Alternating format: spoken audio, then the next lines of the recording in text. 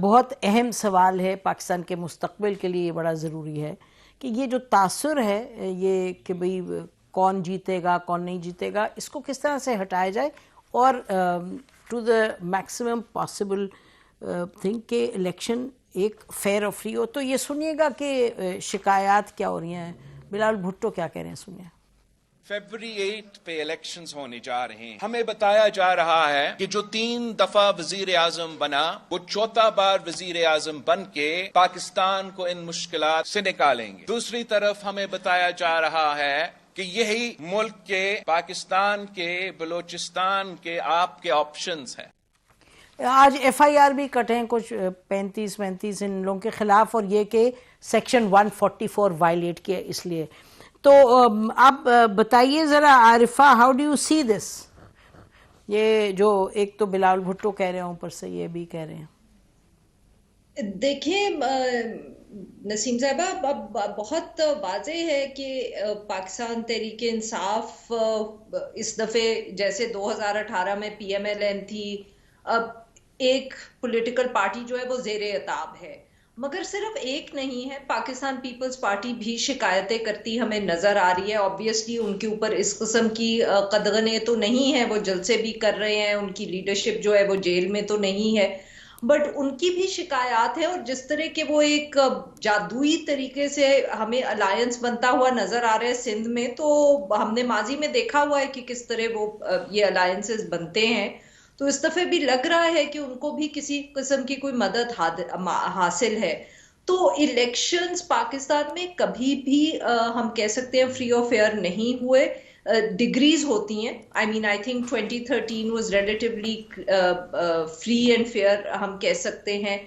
مگر اس میں بھی مجھے کیویٹس دینی پڑیں گی، بیکاز اگر ہم کہیں کہ 2013 کے الیکشنز فری اور فیئر تھے تو کچھ حد تک تھے، مگر جس قسم کی 5 سال سپریم کورٹ کی طرف سے کیسز چلے پاکستان پیپلز پارٹی کے خلاف، یا جس طرح سے ٹارگٹ کیا گیا اے این پی کو خیبر پختونخوا میں، تو اگر ہم اس کو بیچ میں شامل کر لیں تو شاید 2013 بھی اتنا فری اینڈ فیئر نہیں ہوگا. تو یہ تو ہم بحث ہر الیکشن کے بارے میں کر سکتے ہیں پاکستان میں کہ وہ کتنا فری اینڈ فیئر ہے. اور دیکھیں جو اہم چیز ہے نا، ایک الیکشن کی جو یہ فری اور فیئر کی ڈیفینیشن ہے، وہ ہم جج کرتے ہیں دا رن اپ ٹو دی الیکشن. یہ نہیں سمجھنا چاہیے ہمیں کہ الیکشن کے بارے میں یہ فیصلہ ہوتا ہے کہ الیکشن ڈے پہ کیا ہوتا ہے. یہ ججمنٹ جو ہوتی ہے یہ بیسکلی واقعات ہوتے ہیں پری الیکشن، چاہے وہ قانونی طریقے سے کیے جائیں یا دوسرے طریقے سے کیے جائیں. تو یہ ہم اس دفعہ دیکھ رہے ہیں کہ پاکستان تحریک انصاف کی باری ہے، مگر یہ سمجھنا کہ الیکشن رزلٹ وہی آئے گا جو ہمیں بتایا جا رہا ہے. تو میں یہاں بھی کہنا چاہوں گی کہ ہماری جب بھی یہ نہیں میں کہتی کہ تجزیہ بالکل غلط ہوتا ہے، پر دیکھیں 2008 کا جب الیکشن ہو رہا تھا، بہت سے لوگوں کا خیال تھا کہ پی ایم ایل کیو جو ہے وہ اس میں اتنا برا پرفارم نہیں کرے گی، یا پی ایم ایل این اتنا اچھا پرفارم نہیں کرے گی. مگر پی ایم ایل این نے سینٹرل پنجاب مورلیس وہ وہاں سے جیت گئے، اور پی ایم ایل کیو کی جو ایک شکست تھی وہ کافی لوگوں کو چونکایا. 2013 میں سب کہہ رہے تھے کہ ایک مخلوط حکومت بنے گی، سمپل میجورٹی آ گئی پی ایم ایل این کی. 2002 میں مشرف صاحب پاور میں تھے، دونوں پارٹیز کو انہوں نے، بے نظیر بھٹو صاحبہ، نواز شریف صاحب ملک میں نہیں تھے، مگر پھر بھی مشرف صاحب ایک سمپل میجورٹی نہ لے پائے. تو آپ کہہ رہے ہیں کہ یہ جی، تو از دس بیسکلی سم تھنگ جو نارملی ہوتا ہے جو بھی ہو رہا ہے منی سے؟ نہیں آپ ختم کریں quickly, quick one line answer. نہیں میں تو یہ کہہ رہی تھی کہ جی یہ تو ہم نے ہر دفعہ دیکھا ہے، بٹ آبویسلی جو ٹیکٹکس ہوتے ہیں وہ بڑھتے چلے جاتے ہیں. جو 2018 میں ہوا اب اس سے ہم زیادہ دیکھ رہے ہیں جو اس وقت ہو رہا ہے. Okay got your point. جی کوئکلی منیز. دیکھیں صرف یہ نہیں ہو رہا، آپ دیکھیں کہ دہشت گردی کی جو لہر ہے جو اٹھی ہے وہ کئی پارٹیز کو ٹارگٹ کرتی ہے، کئی پارٹیز کو ٹارگٹ نہیں کرتی. اب کیا دہشت گرد جو ہیں وہ صرف ایک پارٹی کے لیے بنے ہوئے ہیں؟ آپ کو یاد ہوگا کہ 2008 کا جب الیکشن ہوا تو اے این پی اور پیپلز پارٹی کو ٹارگٹ کیا گیا. 2013 میں بھی کسی حد تک جو ہے اے این پی کو ٹارگٹ کیا گیا. 2018 کے اندر جو تھا آپ کو یاد ہوگا کہ اسفندیار ولی خان صاحب جو تھے وہ کہتے تھے کہ میں باہر نہیں نکلوں گا چرسدے سے، چونکہ مجھے یہ کہا گیا ہے کہ دھماکے ہوں گے. اور میں نے وہاں پہ کچھ پارٹی ورکرز کو اور ان کے ووٹرز کو انٹرویو کیا، انہوں نے کہا کہ جی ہم ان کے سٹال پہ نہیں جاتے چونکہ ہمیں یہ خدشہ ہے کہ وہاں پہ دھماکہ ہو جائے گا. گا. اب آپ دیکھیے JUIF کے اوپر بھی اب دھماکے ہو رہے ہیں.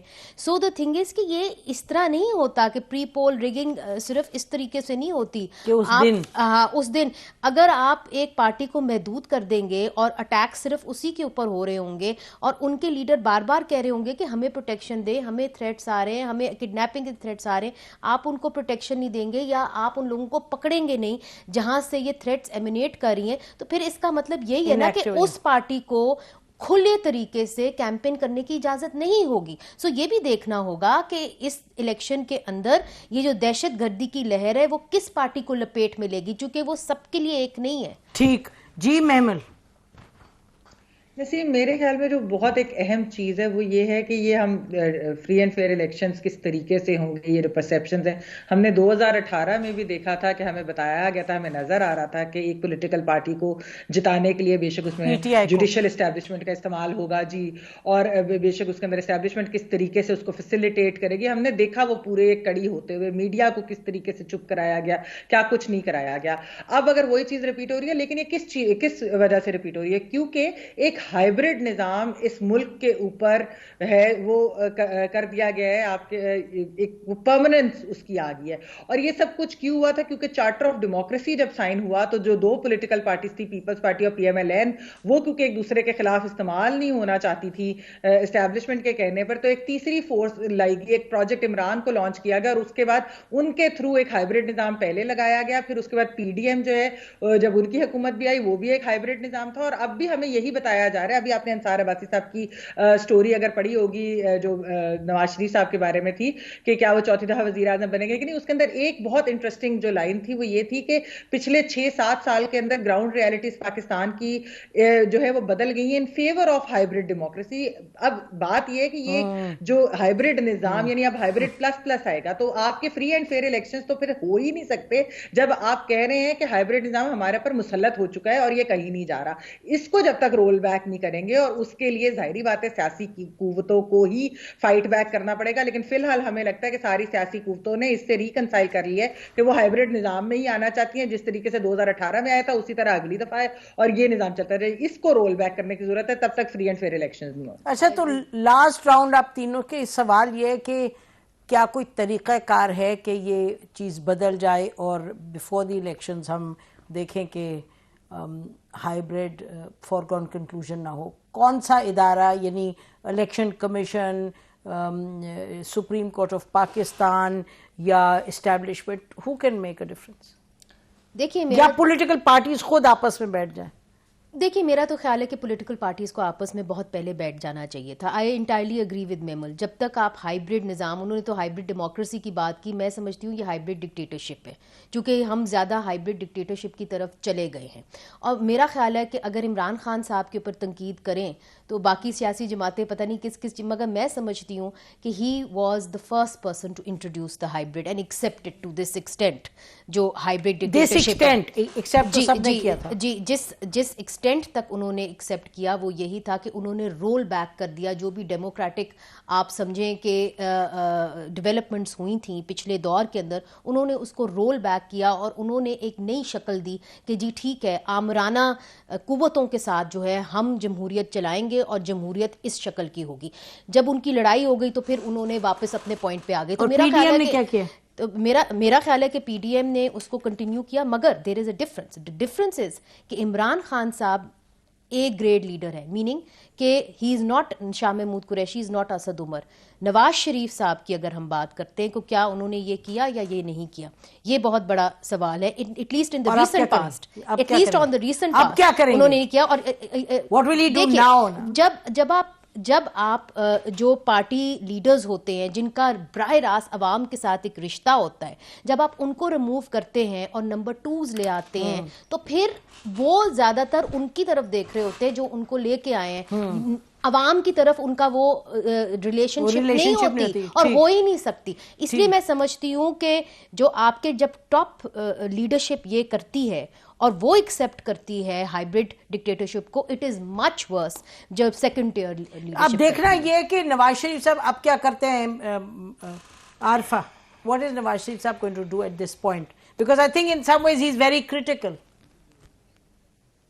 جی دیکھیں کرٹیکل تو سبھی میرے خیال میں لیڈرز ہوتے ہیں جو جمہوری طریقے سے پاور میں آنا چاہتے ہیں، بٹ میرا ذاتی خیال ذرا تھوڑا فرق ہے. مجھے لگتا ہے کہ مسئلہ سسٹم میں ہے. اب سسٹم کے اندر سیاستدانوں کے لیے سپیس ہی نہیں ہے، اور اس کو اگر اب تبدیل ہونا ہے تو اس کے لیے the establishment will have to take the decision to step back. میرا نہیں خیال کہ اس میں پولیٹیکل پارٹیز کے ساتھ بیٹھنے سے ٹھیک کوئی بہت زیادہ فرق ٹھیک پڑے گا. اور میرا ذاتی خیال یہ بھی ہے کہ ابھی سچویشن جو اس وقت ہے، حالات اب اس سے مزید خراب ہوں گے تو شاید ہی بہتری نکلے، کیونکہ اس وقت تو ٹھیک کوئی کورس کریکشن کے ٹھیک ہے. بارے میں نہیں ول سوچ دا رہا. Establishment take a step back? Ma'am quickly before we close, 2 second ہے. نسیم دیکھیے، جن کے پاس جب طاقت آ جاتی ہے نا، جب ان کو آپ سپیس سیڈ کر دیتے ہیں تو کوئی بھی واپس نہیں کرتی وہ سپیس. ٹھیک ہے، تو میرا نہیں خیال کہ اسٹیبلشمنٹ خود کبھی سٹیپ بیک کرے گی. یہ جو بات ہے سیاسی جماعتیں جب ساری اکٹھی، ابھی فی الحال سیاسی جماعتوں نے سمجھوتا کر لیا ہے ہائبرڈ نظام کے ساتھ، لیکن جب وہ ایک دفعہ سمجھ جائیں گی کہ ساری کی ساری، جس طرح چارٹر آف ڈیموکریسی 2 بڑی پولیٹیکل پارٹیز نے سائن کیا تھا، جب ساری دوبارہ سمجھ جائیں گی اور پھر وہ ساتھ کھڑی ہوں گی تو پھر یہ رول بیک ہوگا.